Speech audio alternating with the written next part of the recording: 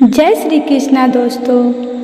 आप लोग को आज हम नाग पंचमी की सबसे प्राचीन कथा सुनाते हैं, जिसका नाम नाग देव बने भाई है।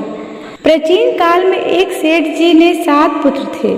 सातों के विवाह हो चुके थे। सबसे छोटे पुत्र की पत्नी श्रेष्ठ चरित्र की विदुषी और सुशील थी, परंतु उसके भाई नहीं था। एक दिन बड़ी बहू ने घर लिपने को पीली मिट्टी लाने के लिए सभी बहुओं के साथ चलने को कहा, तो सभी धलियां और खुरपी लेकर मिट्टी खोदने के लिए चल निकले। तभी वहां एक सर्प निकला, जिसे बड़ी बहू खुरपी से मारने लगी। यह देखकर छोटी बहू ने उसे रोका और रोकते हुए कहा, मत मारो इसे, यह बेचारा निरपराध है, कोई अपराध नहीं किया है। यह सुनकर बड़ी बहू ने उसे नहीं मारा। तब सर्प एक और जा बैठा। तब छोटी बहू ने उससे कहा, हम अभी लौट कर आते हैं, तुम यहाँ से जाना मत। यह कहकर वह सबके साथ मिट्टी लेकर घर चली गई और वहाँ काम काज में फंसकर सर्प से जो वादा किया था उसे भूल गई। उसे दूर जाने पर यह बात याद आई तो सबको साथ लेकर वहाँ पहुँची। सर्प को उस स्थान पर बैठा देखकर बोली, सर्प भैया नमस्कार। सर्प ने कहा, तू भैया कह चुकी है इसलिए तुझे छोड़ देता हूँ, नहीं तो झूठी बात कहने के कारण तुझे अभी डस लेता। वह बोली, भैया मुझसे भूल हो गई, मुझे क्षमा करो, मैं क्षमा मांगती हूँ। तब सर्प बोला, अच्छा तू आज से मेरी बहन हुई और मैं तेरा भाई हुआ, तुझे जो मांगना है उसे मांग ले। वह बोली, भैया मेरा कोई नहीं है, अच्छा हुआ जो तू मेरा भाई बन गया। कुछ दिन व्यतीत होने पर वह सर्प मनुष्य का रूप रखकर उसके घर आया और बोला कि मेरी बहन को भेज दो। सब कहने लगे कि इसके तो कोई भाई नहीं है। वह बोला, मैं दूर के रिश्ते में इसका भाई हूँ, बचपन में ही बाहर चला गया था। उसके विश्वास दिलाने पर घर के लोगों ने छोटी को उसके साथ भेज दिया। उससे मार्ग में बताया कि मैं वही सर्प हूँ, इसलिए तू डरना नहीं और जहाँ चलने में कठिनाई हो मेरी पूँछ पकड़ लेना।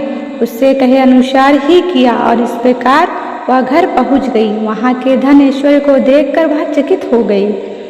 एक दिन सर्प की माता ने उससे कहा, मैं एक काम से बाहर जा रही हूँ, तू अपने भाई को ठंडा दूध पिला देना। उसे यह बात ध्यान न रही, उसे गर्म दूध पिला दिया, जिससे वह उसका मुख जल गया। यह देखकर सर्प की माता बहुत क्रोधित हुई, परंतु सर्प के समझाने पर शांत हो गई। तब सर्प ने कहा कि बहन को उसके घर भेज देना चाहिए। तब सर्प और उसके पिता ने उससे बहुत सा सोना चांदी जवाहरात वस्त्र आभूषण आदि देकर उसके घर पहुंचा दिया। इतना ढेर सारा धन देकर बड़ी बहू ने ईर्ष्या से कहा, भाई तो बड़ा धनवान है, तुझे तो उससे और भी धन लाना चाहिए था। सर्प ने यह वचन सुनकर तो सब वस्तुएं सोने की लाकर दे दी।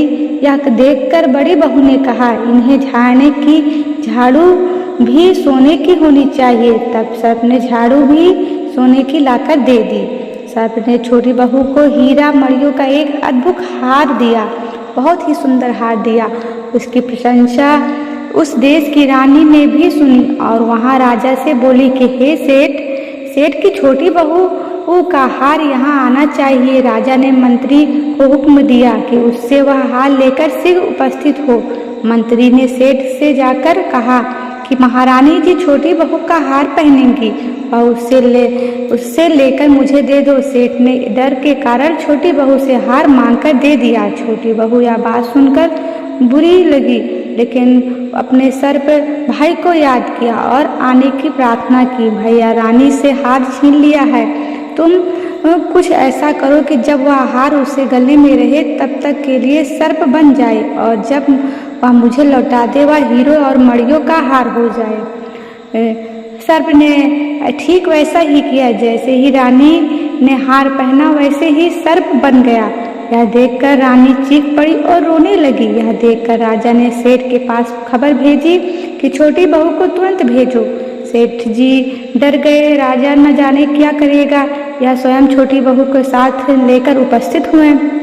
राजा ने छोटी बहू से पूछा, तुमने क्या जादू किया था, मैंने कि मैं तुझे दंड दूंगा। छोटी बहू बोली, राजन मुझे क्षमा करे, यह हार ही ऐसा है कि मेरे गले में हीरो और मणियों का रहता है और दूसरे के गले में जब जाता है यह सर्प बन जाता है। यह सुनकर राजा ने वह सर्प हार बना उसे देकर कहा, अभी पहन कर दिखाओ। छोटी बहू ने उसे ही जैसे ही पहना वह हीरा और मणियों के बन गए।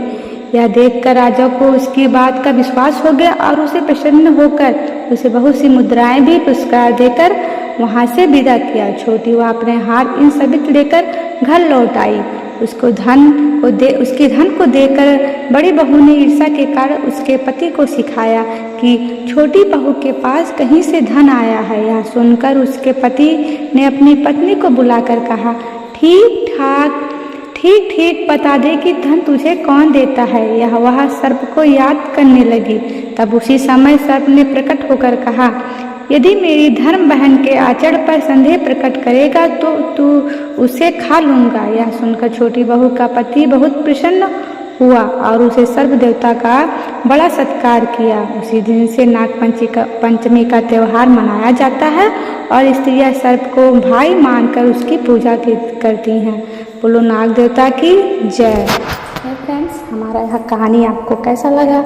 अगर अच्छा लगा हो तो हमें ज़्यादा से ज़्यादा लाइक करें और अगर हमें फॉलो नहीं किया है तो आप ज़रूर फॉलो करें और यह ज़्यादा से ज़्यादा शेयर करें ताकि दूसरे लोग भी नाग पंचमी देवता की कहानी सुन सकें। धन्यवाद।